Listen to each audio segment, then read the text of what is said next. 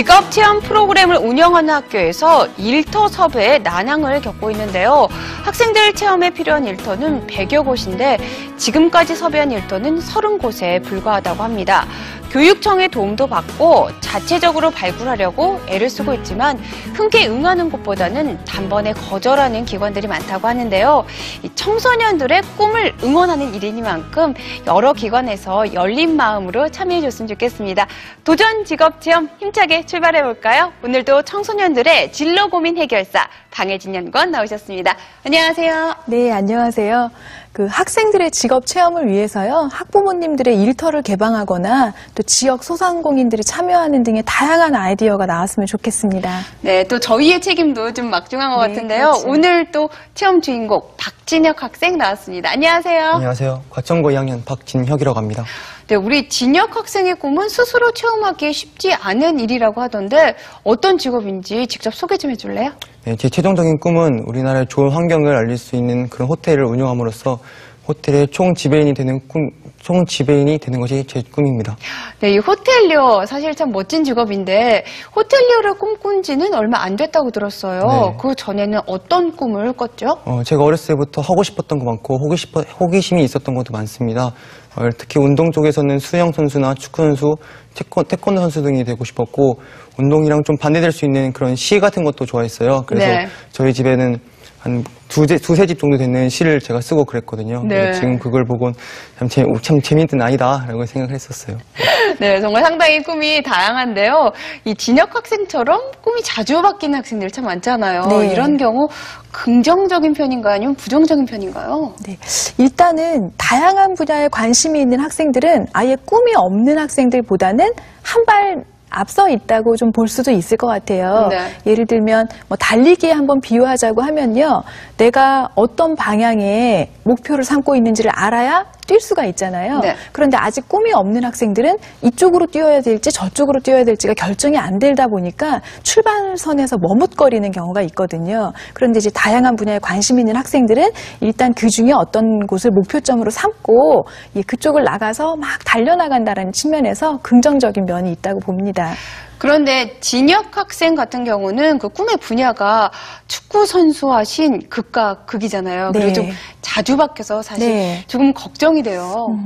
그런 면이 다소 있다고 보는데요. 물론 아직 학생이고 그렇기 때문에 진로를 탐색하는 과정 중에 있어서 그게 그렇게 큰 문제가 되지는 않을 것 같은데, 여기서 좀 점검해 봐야 될 부분은 혹시라도 그 꿈이 너무 즉흥적이거나 일시적이지는 않았는지는 좀 살펴봐야 할 필요가 있겠습니다. 그래서 내가 이 꿈을 갖게 된 이유가 어떤 특별한 계기나 동기에 의해서가 아니라 그냥 막연히 끌려서거나 일시적인 현상으로 인해서 관심을 갖게 된 경우, 또는 이 꿈을 갖게 된 기간이 너무 짧았거나 반복적으로 자주 꿈을 바꾸지는 않았는지, 이런 부분들을 검토해야 될 필요가 있겠는데요. 네. 진혁 학생에게 한번 묻는다면 지금 이 꿈을 갖게 된 계기가 혹시 즉흥적이거나 아니면 일시적이지는 않았나요?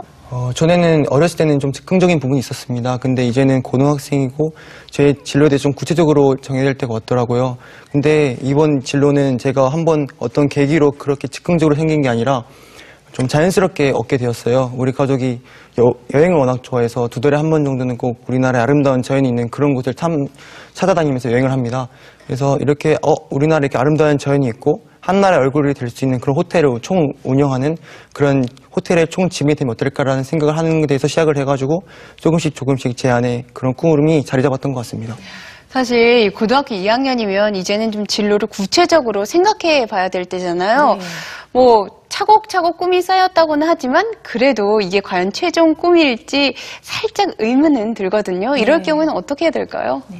관심이 많은 학생들의 경우라고 하면은요, 자기 본인이 관심 갖고 있는 그 흥미를 위계를 조금 매겨서요, 네. 흥미 타협을 할 필요가 있다고 봅니다. 이제 흥미 타협이요? 네, 타협이라는 용어 그러면 왠지 불의와 타협 이런 것처럼 보이지만 어떤 걸 포기하고 이런 의미보단 보다 중요한 것을 선택한다는 의미라고 볼 수 있을 것 같아요. 저는 이걸 채로 걸러낸다는 표현을 주로 쓰는 편이거든요. 그래서 본인이 갖고 있는 흥미에 뭐 정도 네. 그리고 얼마나 그 흥미의 크기가 큰지 이런 걸 보고 굵직한 것과 적은 것을 채로 걸러내듯이 구분하는 거죠. 그런데 이제 이 과정에서 너무 좋은 것을 위주로 고르려고 하다 보면 그 압박이 있기 때문에 잘 못 골라내는 경향이 있어요. 그래서 이럴 때는 덜 중요한 것 그리고 지금 당장 실현하지 않아도 될 것 이런 것들을 먼저 빼내는 훈련부터 하는 거죠. 그래서 이런 과정을 통해서 본인이 보다 중요하게 생각하는 것과 그렇지 않은 것을 구분해낼 필요가 있고요.